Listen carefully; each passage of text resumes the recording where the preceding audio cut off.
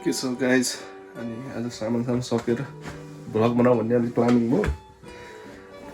Market जाम भने सामान सकेछ कि किचनको सबै। अनि हिजो नि गएन, हिजो दिनभरि सुतियो। अब मार्केट जाम भनेको रेडी भएछु। अब ठिक छ, म जुत्ता सुत्ता लाउँछु अनि त्यसपछि अनि आउटफिटमा देखाउँछु मैले कस्तो पेर्नेछु अन्डा यो लगाएर हिँड्छु।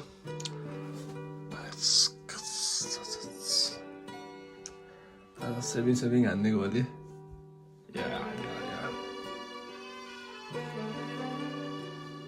जुत्ता सुत्ता नि झोको चाहिँ यस्तै छ फोहोर यस्तै लगाएर हिँड्ने अब। ल एकछिन जुत्ता सुत्ता लगाएर त्यसपछि बाहिर निस्केर अनि हजुरहरूलाई देखाउँछु। म चाहिँ साइकलमा जानुपर्ने हो। यस्तो घाम छ बाहिर, साइकल निकाले होस्। अब मार्केट जाँदैछ हामी भगिङ। यस्तो स्याल छ नि त, आफ्नो साइकलमा निकाले भोलि बिहान यत्रो पनि निकाल्दैन म पनि तेरो साइकल। र यस्तो चुतिया छ यो मान्छे। मेरो साइकल चाहिँ हो यस्तो मसिनो मसिनो त्यो भयो स्याल हो, त्यो स्याल यो बाटो जाने हो। ल हामी चाहिँ बस्ने यहाँ हो, यस्तै हो जापानको यो रुमहरू यस्तै हो। यो भित्र गयो अन्डरग्राउन्ड हो, भित्र गयो भने के छ अनि कहाँ जान्ला हो? कहाँ जान्ला हो नि? सबै सकेर सामान जाउँ अनि मार्केट गरेर देखाउँछु। ल यतिसम्म त मेरो आउटफिट देखा त यतासम्म त्यसै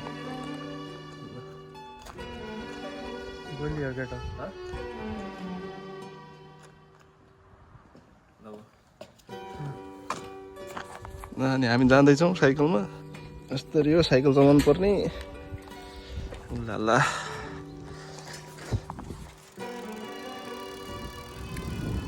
मार्केट साइड जाँदैछु अनि के किनिन्छ सबै देखाउँछु आज। कति महँगो छ जापानमा बस्नु, कति गाह्रो छ भन्ने पनि सब देखाउँछु आज एकदम होइन। तर मेरो ब्रेक लाग्दैन यार, यो त उल्टा हातमा भयो ब्रेक लाग्दैन। ल एकछिनमा भेटौँ ल गाइजहरू, ब्रेक लाग्दैन मेरो साइकलको। यस्तै छ जाउँ लाइफ साइकल चलायो गयो आम्मा हो याउ। आज चाहिँ धेरै पछि यसो भ्लगिङ बनाऊ भनेर हो। अब खासै बोल्न त आउँदैन होइन, त्यही यसो भ्लगिङ बनाऊ भनेर हो खासमा। हामी अलि गाउँतिरै छौँ, अलि यहाँबाट अलि सहर लाग्नु 15 लगभग साइकलमा चाहिँ 10 मिनट लाग्छ। त यो गुउँसो पाकिसक्यो यतातिर। यहाँबाट चाहिँ अगाडिबाट हाम्रो चाहिँ साइकलमा चाहिँ 10-15 मिनट लाग्छ। त्यसरी जाँदै हो अब के गर्ने। यहाँ खासै त चलाउनु मोबाइल त पाउँदैन हात दिएर। त्यही नि अब रोड यस्तै चाहिँ अवस्था घच्याघुचिङ। ओ लाला डेली भ्लग त बनाउन सकिँदैन, गाह्रै छ। अब 5 दिन छुट्टी बाँधे हाम्रो। 5 दिन छुट्टी भएर नि अब कहीँ निस्केन, भित्रको भित्रै। एक दिन अस्ति निस्किएको थिएँ, त्यो सिम बिग्रिएको छ क्या, अलि सिम पैसा अलि तिर्नु बाँकी थियो। अनि त्यही तिर्न गएको थियो, नयाँ सिम पनि पाइएन। अझ 1 महिनाको बाँकी रहेछ तिर्न। त्यो हाकाकी आयो भने चाहिँ पेपर आयो भने चाहिँ तिर्न मिल्छ भन्ने सुनेको थिएँ। अनि एउटा यो छ स्याल के छ फेरि यसको स्माइल भने ओभर हो भाइ। एकचोटि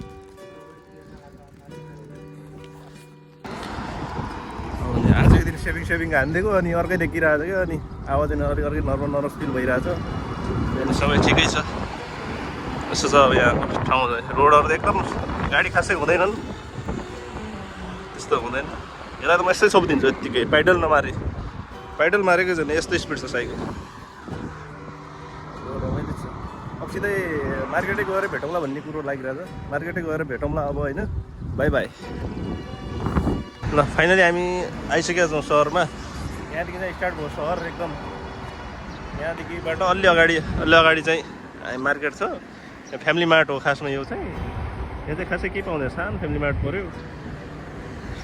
त्यस्तो त्यो हुँदैन, यस्तो हुन्छ सरर हो एकदम। बत्ती बल्दैछ अनि बत्ती काट्नुपर्छ। गाडी पुरै स्पिडमा हुन्छ। कस्तो भइरहेको छ त, भोलिदेखि त काम हो त फेरि। 5 दिन छुट्टी भएर पनि भएको छैन बनायो साइड जिन्दगी। ल अब बाटो काट्नु पर्यो। ल गाइज साइकल ल्याएर राख्यौँ हामी पुग्यौँ मार्केट चाहिँ अन्त फोटो आफै खिचिन्छ कोही मान्छे चाहिँदैन केही खाने मन छ भने पैसा हाल्ने खाने भित्र जाँदैछौँ हामी मार्केटभित्र जाँदैछौँ धेरै सामान त लिँदैन भन्छ यसले अब के गर्छ ठिकै छ गार्डनहरू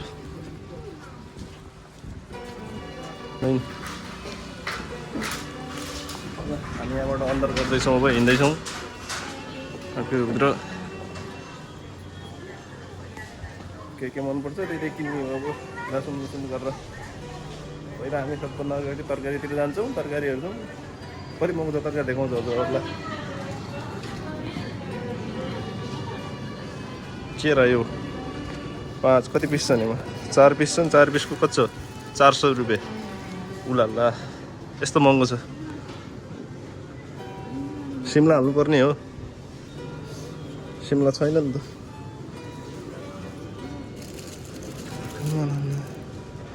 यहाँ त 3वटाको कति रुपियाँ छ 177 कुन लाने हो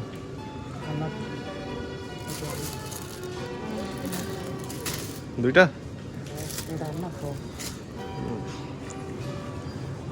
यो आलु भयो 300 रुपियाँको 6 दाना कति दाना हुन्छ आलु 6 दाना यस्तो महँगो छ लसुन देखाउँछ हजुरलाई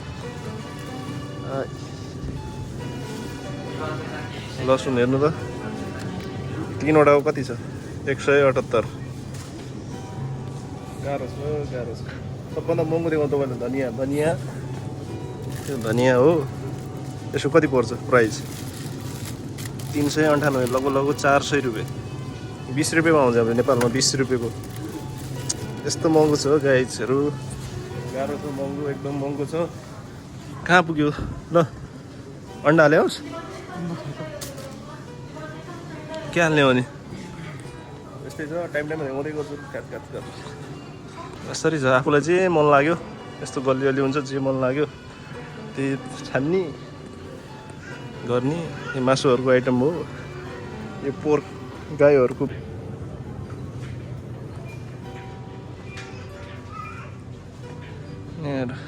रेड लेबल ब्ल्याक लेबल कति छ प्राइस 3000 अनि को रक्सीको छ रेड लेबलको छ 1500 एक बोतलको 1500 रेड बुल ठुलै हो खम्बाई भन्छन्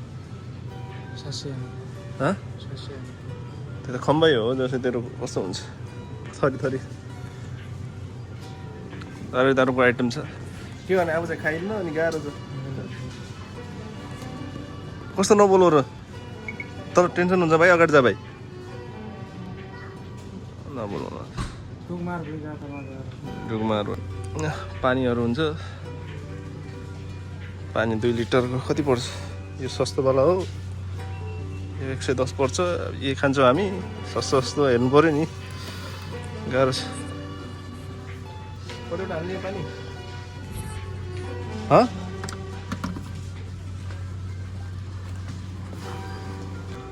चामलहरू हेर्नुहोस् कति 2700 को 5 केजी यही खान्छौँ हामी त सस्तो मस्तो यो छ 39 4000 को नेपालमा 4000 को नेपालमा 2 कट्टा लगभग 2 कट्टा हुन्छ हो 4000 को त 4050 केजी आउँछ यहाँ 5 केजी आउँछ कस्तो गाह्रो छ अब हामी जाँदैछौँ यति नै दिने भन्छ गाह्रो छ सानो पार्क पनि छ यता पार्कमा बसौँ एकछिन भन्ने प्लानिङ भयो मलाई चाहिँ उचाइ घर गइसक्यो अर्को चाहिँ रुम गइसक्यो एकछिन बसौँ यसो बसेर अनि गरौँ भनेको ठिकै छ त्यस्तो राम्रो त छैन अलि आरामदायी छ शीतल चाहिँ घामको महिनाले हावा पनि चलिरहेको हुन्छ त्यही ठिकै छ त्यस्तो छ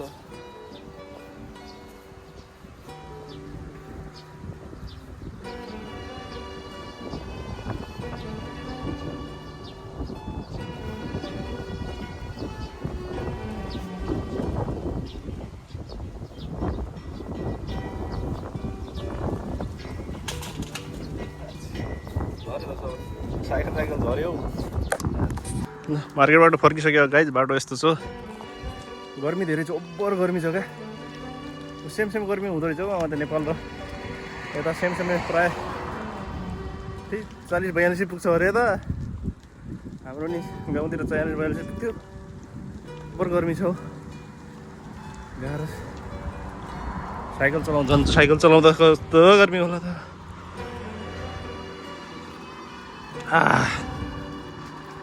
बल्ल शीतल मिलेछ अलि ओह्रालो बाटो आयो नि त ठिकै छ अब रुम पुगेर नि भेटौँला जस्तो लाग्छ अब बाई बाई गाइजहरू यति नै हो भ्लग भने